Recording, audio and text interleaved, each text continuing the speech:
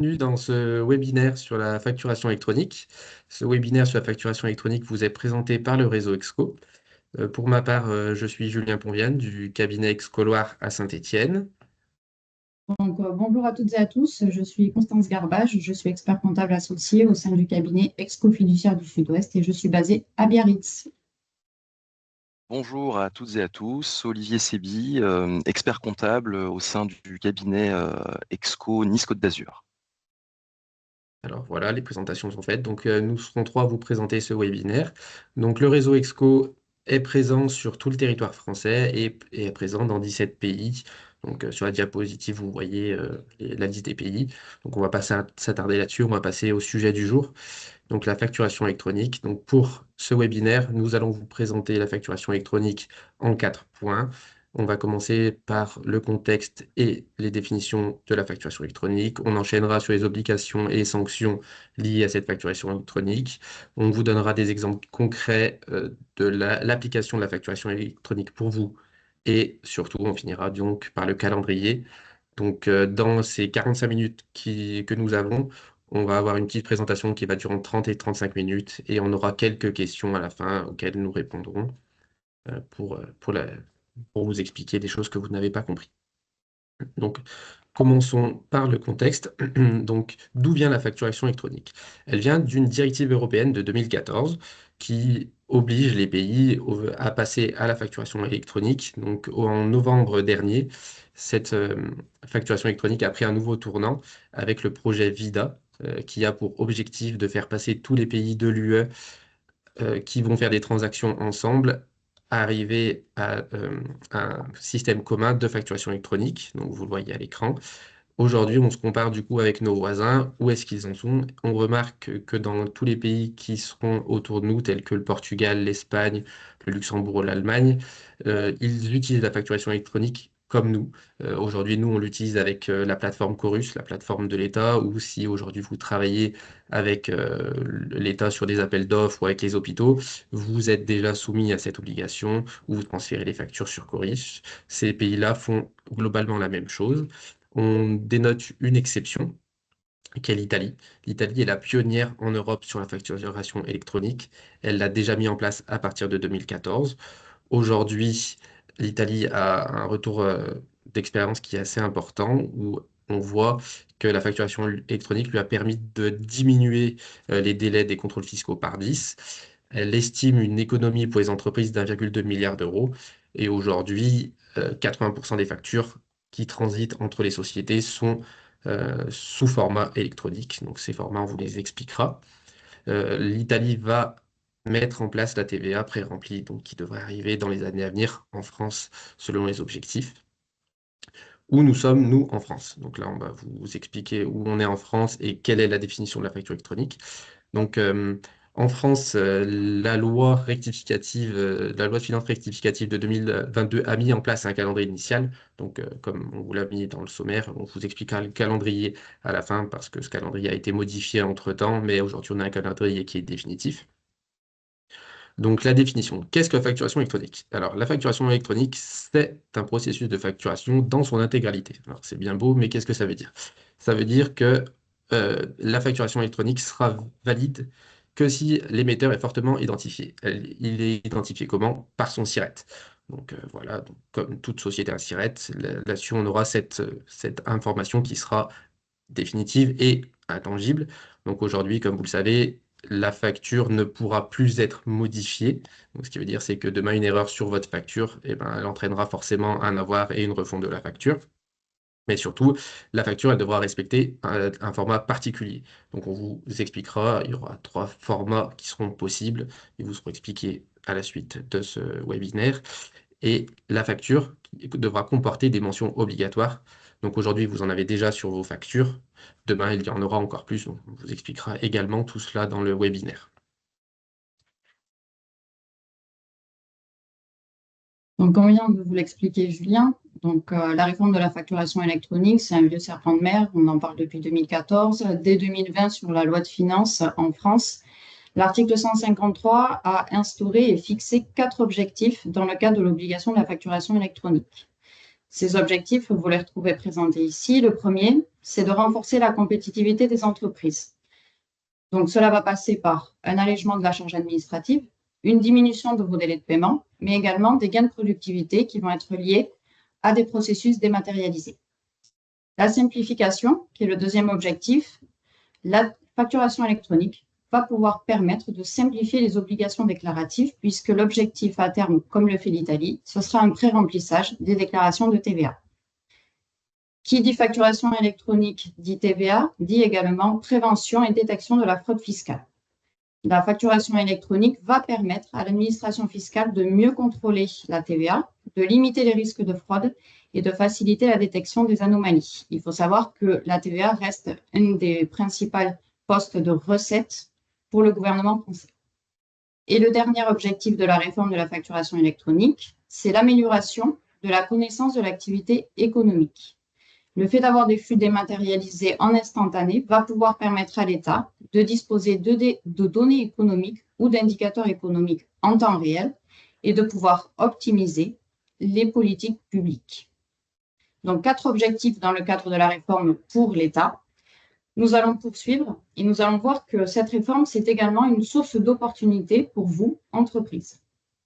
Donc, en premier lieu, cela va permettre de pouvoir réduire les coûts. Donc, réduction de coûts, à la fois réduction de frais d'impression ou de frais postaux. Vous n'aurez plus en fait plusieurs formats, soit des formats digitalisés, soit des formats papier. Vous aurez également une diminution du coût de traitement des factures, à savoir ouvrir le courrier, adresser vos factures à vos clients, aller chercher sur différentes plateformes. Donc, tout va être centralisé dans le cadre d'une plateforme.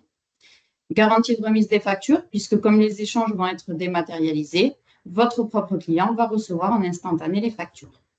Le sous-jacent, c'est l'amélioration des délais de paiement, puisque comme les flux vont être tracés, vous allez connaître les délais de paiement en instantané. Fluidité des échanges entre votre client et vous. Et à la fin, c'est l'automatisation des processus de facturation. Qui dit automatisation des processus de facturation, dit également conformité et sécurité dans la facturation et dans vos données. Nous allons maintenant passer concrètement aux obligations liées à la facturation électronique. Merci Constance. Alors, à ce propos, en fait, en termes d'obligations, on souhaite déjà faire tomber une première idée reçue. La facturation électronique, en fait, ne se limite pas au simple envoi d'une facture dans un format numérique. C'est bien plus large que ça, c'est bien plus complexe que ça. Il y a de nombreuses autres obligations qui vont s'imposer à vous. Alors, en termes d'obligations, c'est une chose. Maintenant, également, qui est concerné et quel est le périmètre en fait? Alors le périmètre, il est assez simple à appréhender. Le périmètre des personnes concernées, ce sont les assujettis à la TVA qui exercent en France. Donc pour rappel, un assujetti, c'est quiconque exerce de manière indépendante une activité économique. Donc une activité économique, c'est toute activité de production, d'artisanat, de commerçant, prestataire de services en vue de tirer des recettes de manière permanente. Donc ça, on connaît le périmètre. Voilà, donc dès que vous êtes dans le champ d'application de la TVA, dès que vous êtes assujetti, vous êtes concerné par cette facturation électronique. Alors, ce nouveau dispositif, ce nouveau processus de facturation, en fait, pour l'aborder, il faut le voir à travers ces deux principaux dispositifs. Les deux principaux dispositifs qui le composent sont le e-invoicing et le e-reporting, comme indiqué sur le diapositive que vous voyez à l'écran. Alors, le e-invoicing, qu'est-ce que c'est? Le e-invoicing, c'est l'émission et la réception de factures électroniques en respectant un format qui est attendu par l'administration fiscale. Alors, derrière cette définition, en fait, se cachent 4 obligations. Les obligations que l'on va vous détailler par la suite sont dans un premier temps le respect d'un format attendu par l'administration, un format structuré que l'on verra dans la slide suivante. Également, une autre obligation qui est la transmission de la facture via une plateforme dédiée qu'on appelle une plateforme de dématérialisation partenaire. Vous verrez certainement cet acronyme surgir, ou vous l'avez peut-être déjà vu, PDP.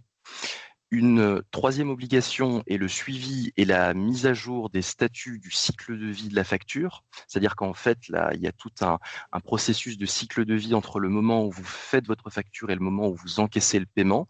Donc, en fait, l'administration s'attend à ce que vous lui communiquiez l'état d'avancement. Donc, ça, ce sera présenté par la suite par Julien.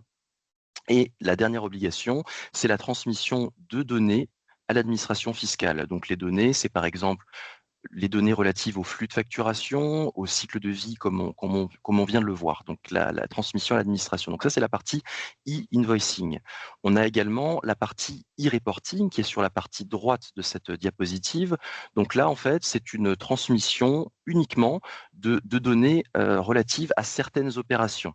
Alors, les opérations, en fait, elles sont alors, il y en a 3 sur cette slide, mais globalement, on peut les catégoriser en 2 principales opérations. C'est des opérations qui sont faites avec où le client en fait n'est pas un assujetti, soit parce que c'est un client qui est localisé à l'étranger ou parce que c'est un client personne physique. Donc, une personne physique que vous facturez n'est pas assujettie à la TVA. Donc, on entrera dans ce cadre-là de e-reporting. Et également, lorsque vous faites des prestations de services, parce qu'en fait, là, il y a une obligation de suivi particulier de la date de paiement. Donc, le e-reporting, en fait, se distingue en 2 principales obligations.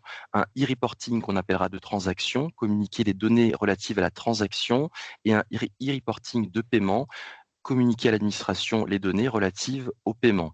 Donc, en résumé par rapport à cette diapositive, le invoicing concerne des parties prenantes, des opérations entre des parties prenantes qui sont toutes deux assujetties à la TVA, que ce soit le fournisseur et le client. Le e-reporting, c'est donc comme on l'a vu, c'est lorsque on est fournisseur assujetti à la TVA, mais que le preneur en fait ne l'est pas, soit parce qu'il est localisé à l'étranger, soit parce que c'est un client personne physique. Voilà. Et globalement, un même assujetti peut être soumis aux 2 obligations. Maintenant, concernant le format précisément de la facture électronique, qui est en fait la première obligation, le format structuré. Alors, ces formats sont au nombre de 3. Le principal format que l'on rencontrera que vous utiliserez en fait vous demain pour faire vos factures sera le format FactureX. Pour des raisons de simplicité, c'est un format qui est plus simple d'usage et c'est un format qui se compose en fait de 2 fichiers. On parle de format mixte ou de format hybride. Alors, le premier fichier que l'on connaît tous, c'est un fichier PDF, donc un fichier classique que vous utilisez déjà aujourd'hui si vous utilisez un logiciel de facturation lorsque vous émettez votre facture. Mais également, à ce fichier s'adjoindra un deuxième fichier qui est un fichier en fait de données structurées, un fichier au format XML, comme vous voyez sur la partie de gauche de cette slide, qui est le fichier qui sera transmis à l'administration fiscale. Voilà, donc demain, lorsque vous ferez vos factures, en fait, elles seront composées de deux éléments de ces 2 fichiers. Voilà, et il y a 2 autres formats qui sont le format UBL et le format CII. Donc UBL pour Universal Business Language et CII, Cross Industry Invoice, qui sont des formats qui seront moins utilisés pour des raisons, encore une fois, pratiques. Par rapport à ces 3 formats, le point commun, c'est qu'en fait, elles devront toutes comporter, les factures qui seront émises avec ces formats devront toutes comporter les mentions obligatoires. En 2026, il y a 26 mentions obligatoires qui seront attendues par l'administration fiscale. Et en 2027, comme on le verra dans le calendrier, il y aura 34 mentions obligatoires qui seront là pour le coup attendues, donc des mentions qui vont aller en augmentant. Voilà. Alors maintenant, pour rentrer un petit peu plus dans le détail et pour que vous ayez des illustrations pratiques sur la manière dont vous allez travailler demain, on vous propose en fait de réfléchir à partir de ce tableau, de vous présenter en fait le fonctionnement qui sera le vôtre demain en fonction de votre métier, de votre situation actuelle. Alors concrètement, si vous êtes un assujetti, comme on l'a évoqué juste avant, si vous êtes un assujetti, vous serez forcément dans la partie tout type. Donc ce tableau se lit de gauche à droite sur la partie métier. en étant assujetti, vous êtes dans la catégorie tout type. On va prendre quatre exemples. On va voir le cas de l'artisan, par exemple, qui est assujetti.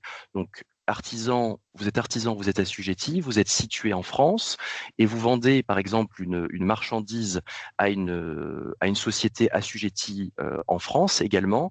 Alors, dans ce cas-là, vous devrez transmettre une facture électronique via un canal, via une plateforme, via le fameux PDP dont je vous ai parlé.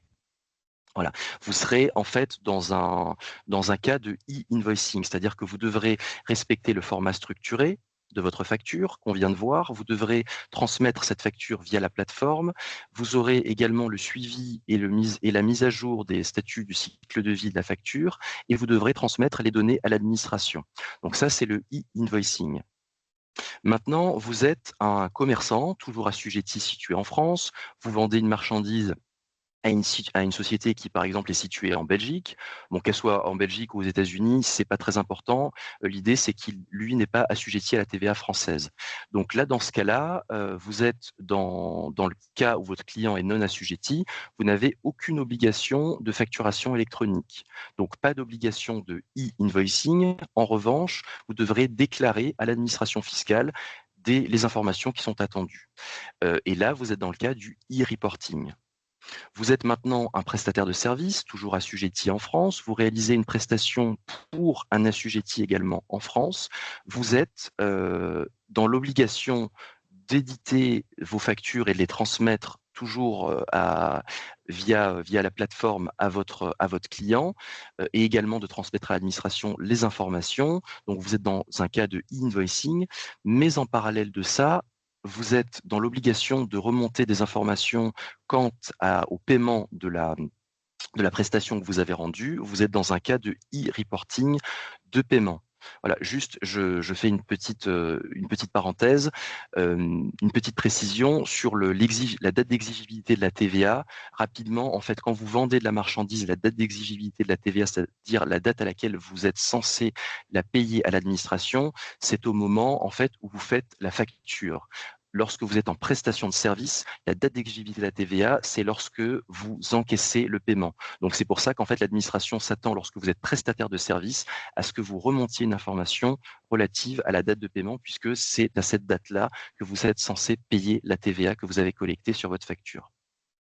Et enfin, dernier exemple, rapidement, pour une SCI qui, pour le coup, est hors du champ de la TVA parce qu'elle fait de la gestion patrimoniale, là, vous n'êtes pas dans le champ de la TVA, le champ d'application de la TVA, vous n'êtes donc pas assujetti, vous n'êtes pas concerné. Donc, on voit dans ce tableau le secteur immobilier. Voilà. Et on a également d'autres opérations pour le secteur pharmaceutique et le secteur agricole.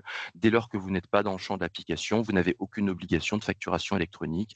Vous êtes dans le cadre d'opérations exonérées. Voilà. Donc, il n'est pas forcément très simple de se repérer dans tout ce schéma. Donc, on vous propose une slide synthétique où là, en fait, vous êtes, vous, le fournisseur demain assujetti. Vous travaillez, par exemple, pour un acheteur qui, lui, est également assujetti. Vous avez une obligation de e-invoicing. Donc, ces 4 obligations qu'on a vues. Vous travaillez maintenant pour un client qui est non assujetti. Vous n'avez pas l'obligation de lui faire une facture électronique.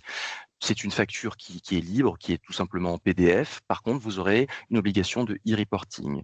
Vous êtes assujetti, mais vous réalisez une opération qui n'entre pas dans le champ de la TVA parce que c'est pas une opération, c'est une opération qui est exonérée en application des dispositions du Code général des impôts ou parce que tout simplement c'est pas une opération qui est considérée comme étant une activité économique, vous n'avez aucune obligation de facturation électronique. Vous êtes prestataire de service maintenant, vous êtes assujetti à la TVA, vous réalisez une opération pour un assujetti, vous avez une obligation, comme on l'a vu, de e-invoicing, également de e-reporting de données de paiement. Vous travaillez pour un non-assujetti, vous avez l'obligation uniquement de e-reporting, donc de transactions et de e-reporting de paiement, mais vous faites une facturation libre. Voilà. Il est clair que, au vu de toutes ces obligations, maintenant pour les mettre en musique, pour les mettre en œuvre, il y a toute une série de sanctions qui vont être présentées par Constance dans les slides suivantes. Merci Olivier. Donc, comme vous venez de le voir, il y a bien deux obligations, le e-invoicing et le e-reporting. Donc, chaque obligation est encadrée par un article du Code général des impôts, donc 289 et 290 du Code général des impôts selon les obligations. Il faut savoir que l'absence de conformité réglementaire va pouvoir entraîner des sanctions. Ces sanctions, elles vont être applicables en cas de défaut. Pour le e-invoicing, si vous ne transmettez pas ou si vous ne réceptionnez pas vos factures, vous êtes passible d'une amende de 15 € par facture, le tout étant plafonné à 15 000 € par an. Quand on est dans le cadre du e-reporting, l'absence de transmission des données qui vont être à mettre dans le cadre du e-reporting, c'est 250 € par transmission manquante, le tout étant également plafonné à 15 000 € par an. S'agissant de deux articles de loi différents, vous allez avoir des sanctions qui peuvent être cumulatives. Comme l'expliquait Olivier précédemment, vous êtes artisan, vous êtes commerçant, vous travaillez à la fois avec des particuliers et des professionnels assujettis à la TVA en France. Vous allez donc relever des deux obligations, e-invoicing et e-reporting. Ce qui veut dire que si vous n'êtes pas dans l'application de ces deux dispositifs, vous pouvez avoir 30 000 € d'amende maximum par an. Donc concrètement, nous avons abordé les deux obligations. Qu'est-ce qui va se passer pour vous? Olivier a commencé à vous en parler. Initialement, on avait des notions comme le PPF, donc la plateforme étatique publique, le schéma Y, les PDP.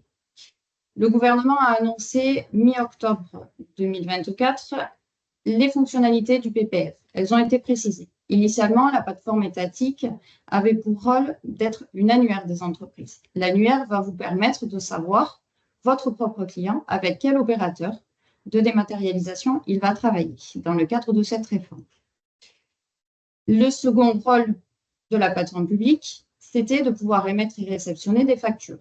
Et à la fin, le dernier rôle était de pouvoir collecter les données qui vont permettre à terme le pré-remplissage des déclarations de TVA. Précision a été apportée du coup par l'administration fiscale. Le PPF va désormais être annuaire et uniquement concentrateur de données. Concrètement, ça signifie que chacun et chacune d'entre vous va devoir choisir un PDP, plateforme de dématérialisation partenaire, pour être conforme à cette réforme. Ces acteurs sont agréés par l'administration fiscale puisqu'ils ont un certain nombre de contraintes et de règles et ils sont certifiés par l'administration dans le cadre d'un dépôt de dossier. Donc, on va voir maintenant concrètement ce qui va se passer pour vous. Donc, en premier lieu, on va avoir le cycle d'achat. Votre propre fournisseur qui est assujetti à la TVA en France va émettre ses factures. Vous allez donc recevoir vos factures d'achat par le biais de cette plateforme unique. Donc, la facture, vous allez devoir en vérifier son intégralité, son exhaustivité. Est-ce que vous avez les bonnes prestations de service, le bon montant, la bonne adresse, etc. Vous êtes d'accord, vous validez votre facture. Vous n'êtes pas d'accord, cette facture va partir en litige et il y aura un processus d'avoir et d'émission d'une facture rectificative. Si vous êtes d'accord, vous allez ensuite émettre le paiement. Donc, on voit qu'il y a des émissions et des réceptions de flux entre votre fournisseur assujetti à la TVA et vous-même.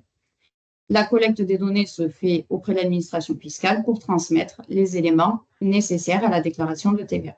Et bien sûr, nous continuons à vous accompagner dans le traitement de vos factures, à savoir la codification comptable, dans le but de l'établissement de vos comptes annuels, bilan compte de résultats et autres missions accessoires que nous pouvons avoir avec vous. Donc, par exemple, les tableaux de bord. Maintenant qu'on a vu vos factures d'achat, vous allez devoir traiter votre cycle de vente. Le cycle de vente, vous allez d'abord avoir un premier cycle qui est lié aux relations que vous avez avec vos clients qui sont assujettis à la TVA en France et professionnels. On va avoir l'émission de ces factures dans le cadre du e-invoicing. Donc, en instantané, vous allez émettre votre facture qui va être reçue par votre propre client sur sa plateforme. Au passage, via le concentrateur de données, les données seront envoyées à l'administration fiscale. Comme vous l'a également expliqué Olivier, l'autre obligation, c'est que dans le cadre de prestation de services, vous allez être obligé de donner les données de paiement de manière à pouvoir indiquer l'exhaustivité de la TVA. C'est le e-reporting de paiement. Et nous, pareil, sur les factures de vente, on continue de vous accompagner sur la codification, l'établissement de vos comptes annuels et le tableau. Pour boucler la boucle en matière de flux, le dernier flux sera la transmission de toutes les données que vous allez avoir entre vous et vos clients qui sont non assujettis à la TVA, ou alors des particuliers ou des professionnels, mais qui se situent hors de France, Union européenne ou internationale. Vous allez devoir transmettre les données de caisse. Donc, c'est le fameux e-reporting de transaction. Donc, selon le régime de TVA auquel vous êtes assujetti, il y aura un certain nombre de données avec une récurrence. Donc, on parle de DECA tous les 10 jours, collecte des données de transaction qui vont passer dans le cadre du concentrateur de données. À partir du moment où vous faites des prestations de services, donc toujours dans cette optique de boucler la boucle de la TVA, vous allez devoir donner les données de paiement concernant vos prestations de services, le fameux e-reporting de paiement, qui passera là également dans le cadre du concentrateur de données pour transmettre les informations à l'administration fiscale. Et nous continuons également de vous accompagner dans le cadre de la codification de toutes ces données de caisse et l'établissement de vos comptes annuels. Concrètement et en synthèse. Donc, vous allez devoir gérer vos différents cycles, les achats, les ventes, la caisse. Le tout sera fait au sein d'une seule et même plateforme unique qui est le PDP. Les données vont transiter avec vos acheteurs ou vos fournisseurs via le concentrateur de données qui est la plateforme publique. Et nous continuons de vous accompagner dans les missions que nous faisons actuellement, à savoir l'établissement de vos déclarations de TVA, la codification et les comptes annuels. Donc, nous allons maintenant poursuivre dans le cadre du cycle de vie de la facture avec le e-invoicing. Alors, par rapport au cycle de vie d'une facture, on va se placer dans le cas où vous êtes acheteur. Donc, demain, vous allez chez votre fournisseur, vous allez donc lui passer une commande. Vous voyez ici à l'écran plusieurs rubriques. On va avoir des statuts obligatoires que vous allez retrouver du coup sur ce que vous avez expliqué, Constance, juste avant. Donc 4 statuts obligatoires, 5 statuts recommandés, 5 statuts libres. Les statuts obligatoires que vous allez avoir, c'est la facture est déposée. Votre fournisseur souhaite déposer la facture. Si la facture n'est pas conforme aux mentions obligatoires ou au format obligatoire qu'a défini l'administration fiscale, cette facture sera automatiquement rejetée. Donc, dans le cas où la facture déposée est, elle, conforme, vous allez la recevoir sur votre plateforme. Donc, quand vous allez aller sur votre plateforme à vous pour voir quelles sont vos factures d'achat, vous allez retrouver cette facture. Cette facture, vous allez donc, la plateforme va donc la prendre en charge, vous allez la voir. Qu'est-ce que vous allez en faire? Donc, comme vous a expliqué Constance, vous allez avoir plusieurs choix. Regardez cette facture pour voir si si pour vous elle est conforme ou non. Donc, vous allez retrouver les différents statuts recommandés telle que la facture est approuvée. Ça veut dire que vous allez donc dire cette facture est conforme à ma commande, les quantités commandées correspondent bien à ce que vous avez commandé auprès de votre fournisseur. Tout est bon. Donc si tout est bon, vous allez approuver la facture. Cette facture va partir dans la catégorie paiement. Vous allez effectuer le virement, le paiement transmis ira paiement encaissé. Donc votre fournisseur verra que le cycle de la facture est défini et définitif. Tout est conforme à la commande initiale. Dans le cas où un litige apparaît, vous allez pouvoir donc le mentionner. Donc cette facture est en litige, vous allez mentionner pourquoi elle est en litige. La quantité commandée ne correspond pas, le lieu de livraison ne correspond pas, il y a un défaut dans la commande. Tout cela va pouvoir être mis en relation avec votre fournisseur qui, lui, pourra ajuster soit la facture via un avoir, soit modifier la facture. Donc, soit vous transmettre un avoir de la totalité, vous refaire une facture qui sera conforme.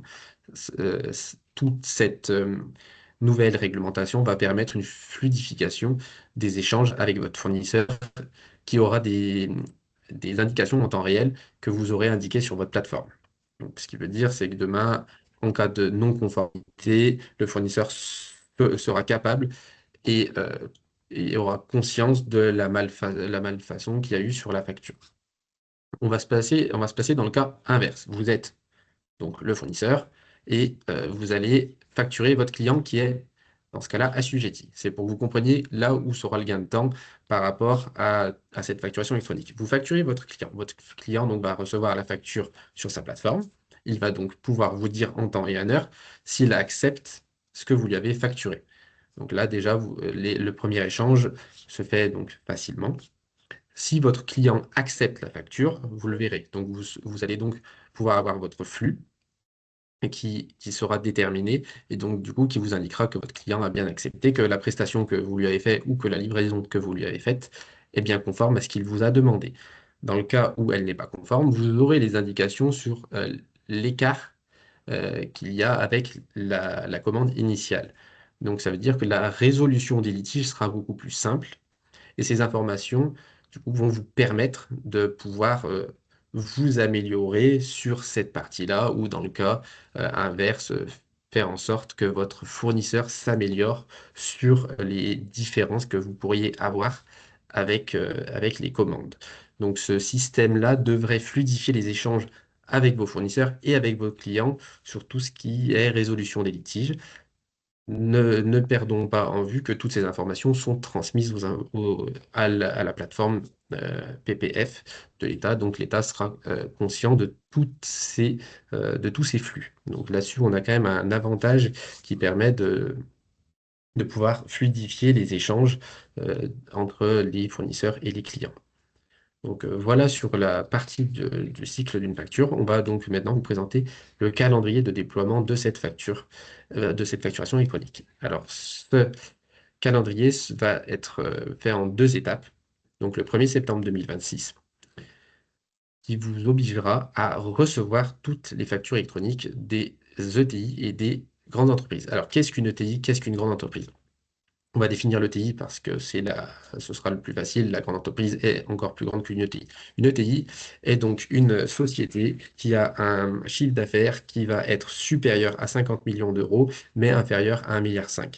Elle va avoir entre 251 et 5000 salariés et un total de bilan supérieur à 25 millions, mais inférieur à 2 milliards. Donc ça veut dire que si demain vous avez une société qui a plus de 50 millions de chiffre d'affaires et plus de 250 salariés, vous allez être soumis à la réception des factures, mais également à l'envoi des factures sous format dématérialisé et électronique à partir du 1er septembre 2026.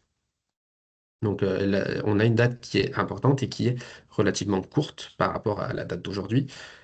Donc c'est important de s'y préparer aujourd'hui. Dans le cas où votre société est une PME ou une micro-entreprise, c'est-à-dire qu'elle est sous les seuils qu'on vient d'énoncer, donc à savoir inférieure à 50 millions de chiffre d'affaires ou 25 millions de total bilan, vous devrez émettre les factures sous format électronique à partir du 1er septembre 2027.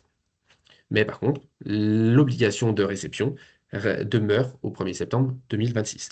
Ce qui veut dire que la plateforme PDP devra être mise en place à partir du 1er septembre 2026, peu importe que vous soyez supérieur au seuil qu'on a dit ou pas. Donc c'est pour ça que nous vous invitons à vous rapprocher rapidement de votre expert comptable par rapport à cela. Je vais laisser la parole à Constance qui va vous indiquer la conclusion de ce webinaire. Merci Julien. Donc oui, en conclusion, la réforme de la facturation électronique, vous l'avez bien compris, c'est avant tout 2 obligations réglementaires. Donc on va avoir le e-invoicing qui va encadrer les relations entre 2 professionnels assujettis à la TVA en France. Et nous avons la deuxième obligation, le e-reporting, pour, elle, encadrer les relations entre vous, professionnels assujettis à la TVA en France, et un particulier ou un professionnel qui va se situer hors de France. C'est une réforme qui est riche en opportunités, donc nous l'avons évoqué, de l'efficience opérationnelle, une fluidité dans les échanges, et derrière une meilleure gestion financière de votre trésorerie grâce à cette réforme. Le calendrier, comme vient de vous l'exposer Julien, il est défini et il a été confirmé par le gouvernement. Ce qu'il faut retenir, c'est que 1er septembre 2026, il faut que vous soyez prêts, toutes et tous, à réceptionner vos factures. L'émission se fera en 2 phases. 1er septembre 2026, grandes entreprises ou les ETI, et 1er septembre 2027 pour toutes les autres sociétés. On voit que cette réforme et tous ces nouveaux éléments vont impliquer un mode d'organisation différent de votre entreprise. Et l'absence de conformité réglementaire va entraîner des sanctions financières qui peuvent être plus ou moins lourdes et qui peuvent s'élever au maximum, on l'a vu, à 30 000 €. Donc, ce que nous vous conseillons, c'est de profiter de votre prochain rendez-vous avec votre expert comptable pour parler de la facturation électronique. Nous vous remercions pour votre participation à ce webinaire et allons prendre quelques minutes pour répondre à vos questions. Merci Constance, merci Julien, merci Olivier. Pas mal de questions sur le flux. Alors, je vous en ai sélectionné quelques-unes déjà. Alors, on a pas mal de questions autour des associations. Donc, je les ai réunies. Bon, après, Olivier avait répondu, je pense, en partie à la question, mais pour précision quand même. Une association non assujettie à TVA qui émet une facture n'a donc pas l'obligation de facture électronique. Pour l'interrogation, qui rejoint une autre, est-ce que les associations non assujetties à TVA ont-elles l'obligation de passer à la facture électronique? Et aussi également, les associations sont-elles obligées d'utiliser les PDP? Voici 3 questions réunies. Est-ce que vous pouvez peut-être repréciser certaines choses qui ont été peut-être incomprises? Bien sûr, je propose d'y répondre comme c'est en lien avec, avec la slide 10 et les exemples pratiques. Exactement. Donc, voilà, donc en fait, concrètement, au-delà de l'aspect particulier associatif, ce qu'il faut avoir en tête, c'est que finalement, ce que ça va changer, c'est le mode de facturation. Mais concrètement, si vous êtes assujetti à la TVA aujourd'hui, vous le serez demain via la facturation électronique. Donc, une association qui réalise des opérations lucratives, qui est assujettie à la TVA, elle sera concernée par le processus de facturation électronique. Donc, tout ce qu'on a déroulé ensemble.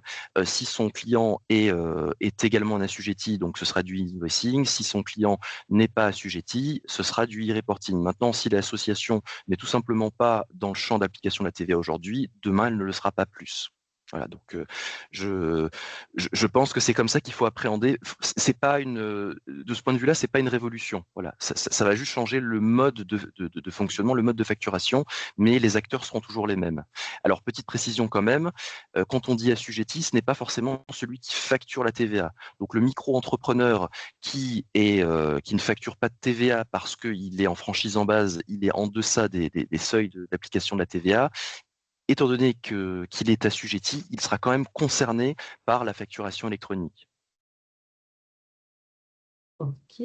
Anne-Marie, vous demandez comment faire pour les factures d'acompte.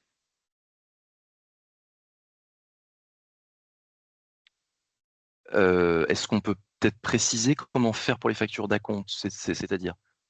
Ok, si Anne-Marie peut préciser. Ouais, c'était la seule question qui a été comme Parce ça. que Peut-être, oui. concrètement, si c'est, enfin, voilà, si on est par exemple, admettons qu'on soit en prestation de service, donc la TVA logiquement, la date d'exigibilité est au paiement. Donc dès lors qu'on va recevoir un acompte, on sera censé on sera censé en fait informer l'administration qu'on a bien perçu cette somme. Donc on sera censé faire du e-reporting de paiement.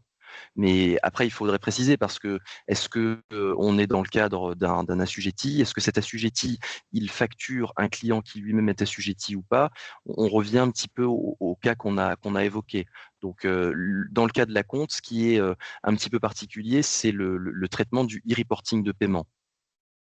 De toute façon, les acomptes feront l'objet de facturation et comme le dit Olivier, donc soit on sera dans du invoicing ou du e-reporting en fonction de la nature de la prestation de service. Ok, on a une question, mais Constance, peut-être tu vas le repréciser. Quelqu'un nous demandait si finalement c'était 15 000 € la sanction maximum, mais tu l'as déjà redit, mais peut-être tu peux réitérer le fait, Ouais. le cumul. C'est ça, effectivement. Donc, comme vous êtes concerné par 2 obligations, donc on a à la fois le invoicing et le e-reporting. Et effectivement, le plafond par obligation est maximum de 15 000 € par an. Et sachant que si vous êtes concerné par les 2 obligations, le plafond est cumulatif, donc maximum 30 000 €. Voilà. On a pas mal de questions autour des factures mixtes, biens et prestats. Donc, comment ça se passe-t-il pour les factures mixtes, pièces et main-d'œuvre, ou bien comment ça se passe pour tout ce qui est prestations et biens, pour la partie facturation? Il faut savoir que l'administration fiscale a émis déjà 36 cas d'usage, donc des cas spécifiques. Sur les 36 cas d'usage, il y a la facture mixte. Pour savoir quel est le régime applicable en matière d'invoicing ou de e-reporting, il va falloir vous référer à quelle est l'activité principale qui est dans cette facture. Donc, si vous considérez que votre prestation de service, c'est le SAV, donc vous êtes dans l'obligation du e-invoicing, ou à contrario, si vous êtes plutôt sur une livraison de biens vous allez être dans le cadre du e-reporting. Donc, ce qu'il va falloir déterminer dans chacune de vos factures, c'est quelle est l'activité principale, prestation de services ou livraison de biens. Eh bien, on a une question concernant tout ce qui est boutique, vente aux particuliers. Comment cela se passe concrètement pour les boutiques, type par exemple boucherie et les ventes aux particuliers? On a plusieurs questions autour de ça, de tout ce qui est boutique. Alors, comment ça va se passer? Donc, aujourd'hui, vous avez certainement un logiciel de caisse. Donc, ce logiciel de caisse, soit va se présenter en tant que PDP auprès de l'administration fiscale, qui va être du coup certifié par l'administration fiscale, et il va pouvoir gérer la collecte des données qui vont être nécessaires à la facturation électronique. Sinon, il va falloir réfléchir si votre logiciel de caisse peut s'interopérer avec un PDP qui lui est immatriculé auprès de l'administration, de manière à automatiser les flux entre votre logiciel de caisse et les obligations à venir en matière de e-reporting. Tout ce travail-là, on pourra vous accompagner sur ces sujets. Est-ce qu'il y a une liste existante des plateformes partenaires? Oui, tout à fait, Camille. Il y a une liste qui est communiquée par l'administration fiscale. Donc, aujourd'hui, on a à peu près 80 plateformes qui ont été immatriculées provisoirement, puisque comme la réforme est en cours de constitution, ces plateformes ont eu un agrément provisoire. Vous les retrouvez sur impôt.gouv. Alors, exactement. Nous générons des factures d'acompte acquittées. Est-ce que cela sera toujours possible? Ces factures devront-elles être détaillées? Est-ce que tu peux redire la question, Camille, pardon? Oui, nous générons des factures d'acompte acquittées. Est-ce que ce sera toujours possible et est-ce que ces factures devront-elles être détaillées? Tout ce qui est facture d'acompte, comment ça se passe? Bah, Il y a je plusieurs pense que questions autour des factures d'acompte. ouais, effectivement, il y a plusieurs questions. Il y a une première question concernant le cycle de vie de la facture. Donc ça, je pense que c'est l'aspect de ce qu'a évoqué Julien. Et après, la deuxième partie de la question, c'était donc est-ce que ce sera toujours possible de le faire? Oui. C'est bien ça? Est-ce que ça sera toujours possible, exactement, de faire des factures Bah, d'acompte? Bah, alors, je pense que les factures d'acompte, ça sera toujours possible. Voilà, après, le suivi, c'est ce qu'on disait tout à l'heure. Le suivi, c'est est-ce que si c'est une prestation de service, bon bah concrètement, il y a la problématique du e-reporting de paiement. Maintenant, pour ce qui est du flux, peut-être que Julien, tu peux peut-être en dire un mot, mais moi, à mon avis, ça va. En fait, on va remplacer l'aspect acquitté par l'un des formats, enfin l'un des statuts qui ont été présentés par Julien. Ouais, pour moi, là-dessus, en fait, on n'a pas de changement total avec ce qu'on a aujourd'hui. La facture d'acompte demeurera toujours. Elle sera payée, la TVA sera déclarée en fonction de la nature de la facture et de l'activité qui a été faite. Il n'y a pas de changement. Aujourd'hui, on est déjà obligé d'avoir une facture d'acompte dans les faits. Donc, ce qui veut dire, c'est juste qu'on va transférer la facture d'acompte qu'on faisait en PDF avant sur la plateforme et la facture suivra le même cycle qu'une facture lambda et il viendra se déduire de la facture finale qui sera faite à la fin, donc soit de la livraison, soit de la prestation. Là-dessus, il n'y aura pas de changement radical. Ok. Le secteur agricole n'est donc pas soumis à la facturation électronique. Les ETA sont-elles soumis?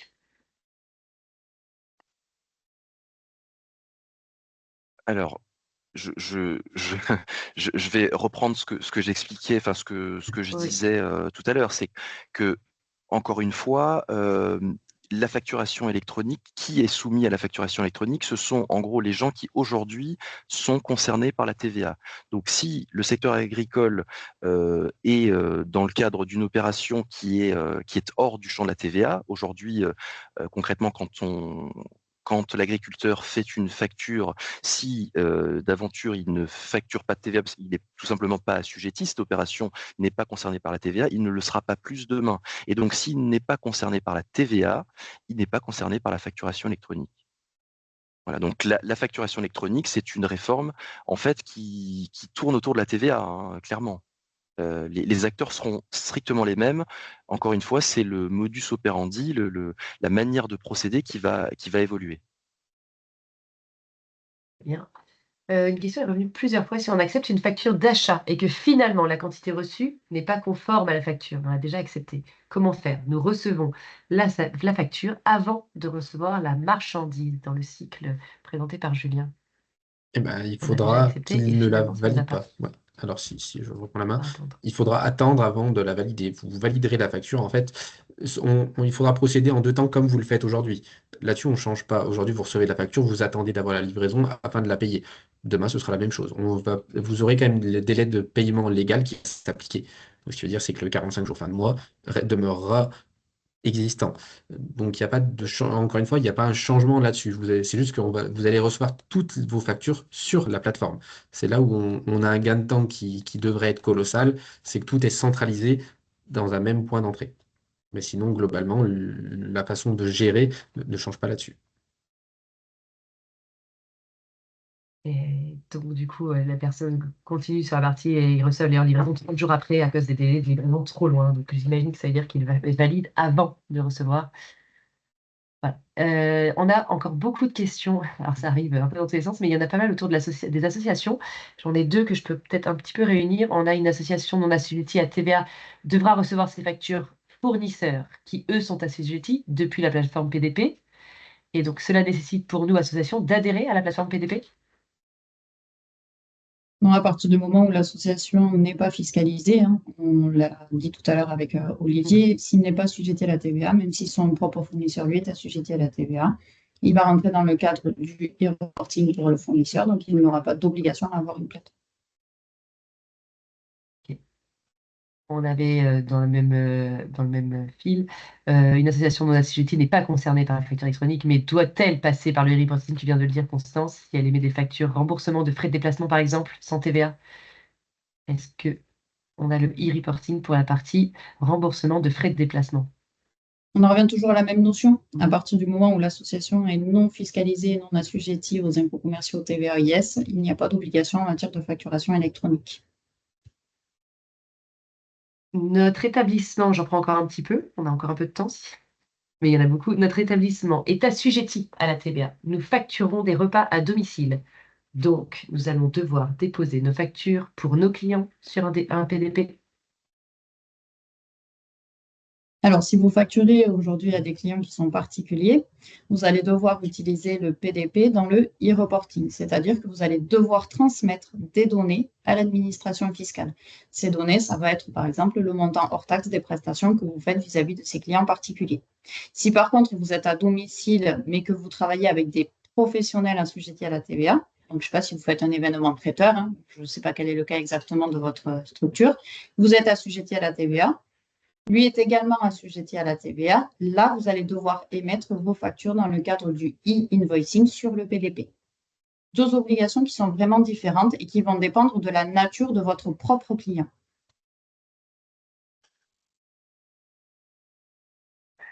Je vous en cherche d'autres, évidemment.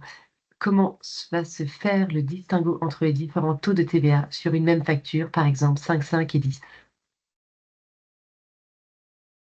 Il y aura le détail.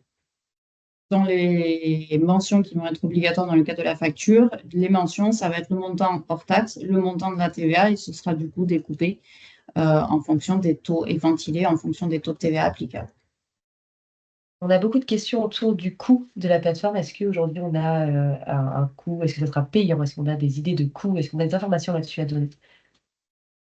Alors, sur les plateformes aujourd'hui, chaque plateforme va faire sa propre facturation.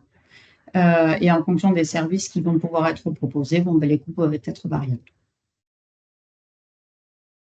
Sachant qu'on n'a pas encore aujourd'hui tous les PDP ne sont pas encore connus. Il y a encore, il va encore y avoir des évolutions par rapport à ça, mais pour moi, enfin nous de notre côté, pour avoir sondé quelques prestataires qui proposent ce service, il peut y avoir de fortes divergences d'un prestataire à l'autre. Et comme le disait Constance, la nature de la prestation qui est délivrée, forcément, typiquement le stockage, typiquement les statuts, enfin la nature du service qui est proposé va entraîner des tarifications différentes.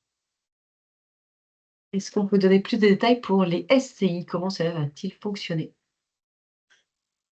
SCI. Alors les SCI, c'est vaste en fait, parce que si on dit que la SCI réalise une opération qui est soumise à la TVA, donc par exemple une SCI qui a opté pour la TVA parce qu'elle fait de la location nue dans le cadre d'une activité professionnelle, elle opte pour la TVA, donc elle est assujettie sur option, mais assujettie tout de même, et par conséquent, elle est concernée par la prestation, elle est concernée par la facturation électronique.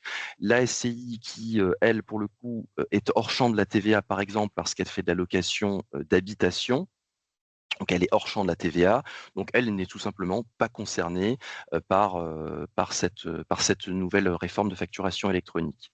Donc voilà, après, il y a des cas un peu plus spécifiques où on a une SCI qui qui peut, alors c'est pas forcément conseillé, mais ça peut arriver. Elle va faire de la location meublée. Donc là, ça va être dans le cadre d'une activité économique. Elle va rentrer dans le champ de la TVA. Donc elle est assujettie, elle réalise une activité économique. Et là, encore une fois, elle est concernée par la facturation électronique.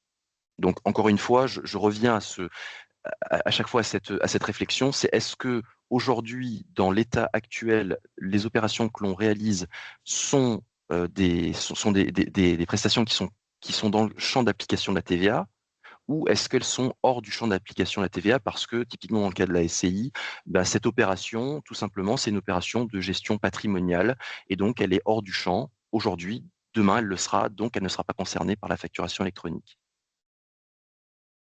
On vous demande s'il y aura un échange de données entre les différents PDP, puisque chaque client peut choisir son propre PDP.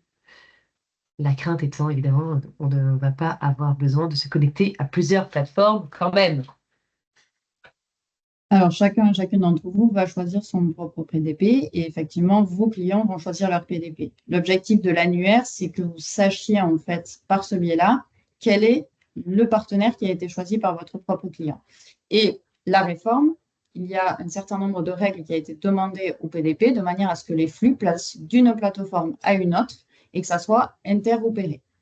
Donc, ça va être connecté en direct. Vous, ce qu'il va simplement falloir savoir, c'est quel est le partenaire qui a été choisi et c'est le rôle de l'administration fiscale de vous renseigner sur ce sujet. Voilà, et là, juste, j'apporte une petite précision. Là, il est très important à ce moment-là de se rapprocher de votre expert comptable parce qu'il lui, va être de bons conseils pour vous accompagner dans la sélection de la PDP. Voilà, il y a des PDP qui vont être plus ou moins, on va dire, adaptés pour votre mode de fonctionnement. Et le meilleur conseil pour le déploiement de cette plateforme, l'option, la sélection de cette plateforme, c'est d'en discuter, d'échanger avec votre expert comptable lors d'un rendez-vous prochainement. Oui, je On a une rebondis, hein, permets-moi, Olivier, c'est qu'effectivement, la réforme de la facturation électronique, vous l'avez bien compris, il y a une complexité tant sur la nature des prestations ou des livraisons que vous pouvez faire, donc deux obligations. Et effectivement, choisir le bon PDP qui va être en lien avec votre organisation est nécessaire. Donc, il faut que vous vous rapprochiez de votre expert comptable lors de votre prochain rendez-vous pour analyser tous ces éléments-là. On a des questions Et, autour. voilà. Pardon, vas-y, Olivier, pardon. Non, et juste dire, et ne pas attendre 2026 pour s'en préoccuper, le faire rapidement, d'où le prochain rendez-vous de Constance. On a des questions autour de l'agricole. Comment cela va se passer pour les personnes qui n'ont pas Internet, pas d'adresse email pour ce soumis à TVA, qui correspond aussi à une autre question. Comment faire pour les agriculteurs réfractaires à Internet, mais assujettis? Les agriculteurs qui sont réfractaires, c'est un peu comme ce qui se passe pour la déclaration de revenus. La déclaration de revenus, aujourd'hui, elle se fait sur impôts.gouv dans l'espace particulier. Donc, ça veut dire que ça sera de l'accompagnement qu'on pourra faire auprès de nos clients et pouvoir leur proposer ce service et les accompagner pour faire cette mission et qu'ils soient conformes. Parce que quoi qu'il en soit, à partir du moment où ils entrent dans le champ d'application de la TVA, il faudra qu'ils aient un PDP.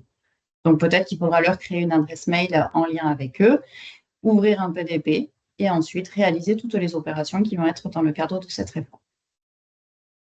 Ouais, et là encore une fois, je pense que l'expert comptable peut être le bon interlocuteur pour, typiquement pour la partie facturation. Si vous, de votre côté, vous ne souhaitez pas gérer cette partie-là, potentiellement, vous pouvez trouver un accompagnement de la part de votre expert comptable. Est-ce qu'on peut y passer dès janvier 2025, si on a envie?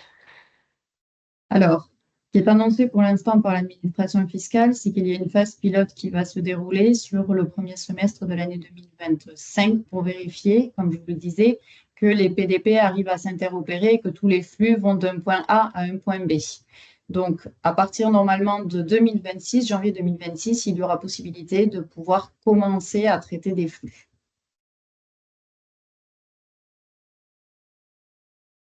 Ok, on a effectivement beaucoup d'inquiétudes autour des coûts, et donc certains se demandent s'il ne serait pas plus simple de payer les 15 000 euros d'amende ou 30 000, hein, je me rappelle, puisque c'est cumulatif si vous avez la double obligation. Voilà. Malheureusement, Donc non. peut-être que ça coûtera moins Malheureusement, cher de non. payer les sanctions. Malheureusement, non, parce qu'en fait, en réalité, si vous ne procédez pas, enfin, vous l'avez compris, si vous ne procédez pas, si vous n'optez pas pour la facturation électronique, vous ne facturerez plus en réalité. Vous ne facturerez plus, donc vous ne travaillerez plus. Si vous ne facturez pas, que votre client ne reçoit pas de facture parce que vous n'êtes plus en capacité de le facturer via la facturation électronique, lui ne vous paiera plus. Donc concrètement, vous arrêtez de travailler. Donc c'est évidemment pas la bonne option que de se dire on paie on paie l'amende et tant pis, on voit ce qui se passe. Euh, Quelqu'un demande actuellement les paiements des factures d'achat sont faits via l'application de la banque. Faudra-t-il donc les faire via la plateforme maintenant? Certaines plateformes vont pouvoir proposer des solutions de paiement. Ce qu'il faudra gérer dans votre facture, comme l'a expliqué du coup Julien, c'est vraiment le cycle de vie des factures, à savoir si votre facture est payée ou pas payée. On a une question autour de Chorus. Chorus Pro va-t-il disparaître? Chorus ne sera-t-il plus d'actualité? Et il y en avait d'autres tout à l'heure. Exit Chorus. Je pense pas, enfin non, je pense pas que Chorus disparaisse, parce que enfin, à mon sens, hein, après, on n'a pas vraiment d'informations précises là-dessus, mais l'idée de Chorus, c'est que, en quelque sorte, ce soit la plateforme, le portail public en fait de facturation, qui aujourd'hui est utilisé, qui sera toujours utilisé demain, qui d'ailleurs à un moment était censé être une solution pour laquelle on aurait pu opter si on n'avait pas voulu opter pour une PDP. Bon, il y a eu un retour de la part de l'administration par rapport à ça. Donc, logiquement, Chorus ne disparaîtra pas, mais simplement se limitera au rôle de plateforme publique de facturation, donc de réception de documents. Mais Chorus ne pourra pas être utilisé pour effectuer vos factures. Il faudra passer par un portail partenaire, de dématérialisation partenaire. Et par exemple, sur certaines opérations, nous avons une révision de prix. Le règlement perçu est supérieur à la facture déposée. Comment ça va se passer dans ces cas-là? Alors, dans le cas où on aura un écart de paiement, pour moi, on aura forcément une facture complémentaire à faire. Aujourd'hui, je ne suis même pas sûr qu'on puisse payer un montant différent de la facture. Vu comme la plateforme devrait être faite et comme le cycle d'une facture va être établi, dans l'absolu, on devrait payer que ce qui a marqué sur la facture. Si on a une révision de prix sur la facture, on aura forcément une facture complémentaire. Pour les fournisseurs qui passent par facteur, qui valident par paiement les factures, ce sera un processus en tripartie. Je n'ai pas entendu et compris la question. Euh, Par rapport au facteur, j'ai- tu sais, si Ouais, par rapport au si une facteur. société fait appel au facteur, pour moi, Ah, non, dans la mesure où c'est juste que c'est un RIB. Donc, si le RIB attaché est celui du facteur, on payera bien au facteur comme aujourd'hui c'est réalisé. Donc, pas de... Encore une fois, il y aura pas une complication sur l'intégralité du process, soit d'achat, soit de vente. Le Les facteur, modes ça de reste une règlement, solution de pardon. paiement de toute façon. Donc, en Exactement, ouais, fait, c'est ça. c'est simplement que vous avez les fonds qui sont versés plus vite que si Mm. vous attendiez que votre client final vous paye. Donc, le facteur, ça permettrait juste d'avoir l'information des données de paiement si vous êtes dans le cadre du coût des prestations de service. Mm. Il n'y aura pas besoin de convention tripartite. Et peut-être que votre facteur sera intégré dans votre futur PDP. On a une question. Pour les retenues de garantie, comment cela va-t-il se passer? Les retenues de garantie, c'est comme les factures à aujourd'hui, c'est-à-dire que vous avez une facture qui fait 1000, vous avez 5% de retenue de garantie. Ces retenues de garantie, au moment où vous allez mettre la facture, l'administration aura connaissance du montant de TTC, retenue de garantie incluse. Mais tant que la retenue de garantie n'est pas payée, il n'y aura pas la donnée de paiement attachée à cette facture. Et elle sera déclarée en matière de TVA le jour où vous allez payer la retenue de garantie. Où pouvons-nous trouver la liste des mentions obligatoires? Alors, La la liste liste, des mentions ouais, obligatoires, pardon. je crois qu'elle a été publiée dans le Code général des impôts. Ouais, c'est l'article 41 septies D, si vous voulez, dans le Code général des impôts. Voilà. Ouais. C'est l'heure. Je vais prendre une dernière question. Pardon, je vais être comme ça, monter le tronc. Tu l'avais trouvé, elle est partie. J'utilise un logiciel Sage Compta et moyen de paiement. Est-ce que cela reste compatible? On a pas mal de questions autour des logiciels. Est-ce que ça va transmettre directement sur les PDP, notre logiciel de facturation aussi? Il faudra vérifier que du coup, Sage Compta et Sage Paiement, ce que tu as dit Camille, hein, est relié à un PDP. Bon, globalement, les principaux acteurs qui font de la facturation aujourd'hui, soit ils auront leur propre PDP, soit ils seront adossés à une PDP. Donc là-dessus, je pense pas qu'il y ait vraiment Un lien. de risque là-dessus. Maintenant, encore une fois, c'est peut-être l'occasion de discuter avec votre expert comptable conseil sur la bonne solution à adopter. Peut-être qu'il y a quelque chose à faire. C'est peut-être le moment de revoir votre solution de facturation qui sera adossée à la bonne PDP qui ira bien pour votre secteur d'activité. Il est à présent midi. On a beaucoup de questions. Évidemment, on ne peut que vous renvoyer vers votre expert comptable et profiter de votre prochain rendez-vous pour en parler. Merci à tous d'avoir suivi ce webinaire. Merci Constance, Julien et Olivier. Et pour le support, on l'a écrit beaucoup de fois, mais je le répète une dernière fois, vous pouvez demander à votre expert comptable Exco de vous adresser le support. Et pour les personnes qui ne sont pas clients Exco, vous avez l'adresse info@exco.fr pour solliciter le support. Constance, Julien, Olivier, je vous laisse le mot de la fin. Écoutez, on vous remercie pour votre participation active à ce webinaire et puis on reste à votre disposition si vous avez des questions complémentaires. Merci à tous Merci beaucoup. d'avoir J'espère participé. avoir été clair, qu'on a été clair et écoutez, passez de très belles fêtes de fin d'année. Merci. Au revoir. Au revoir à tous et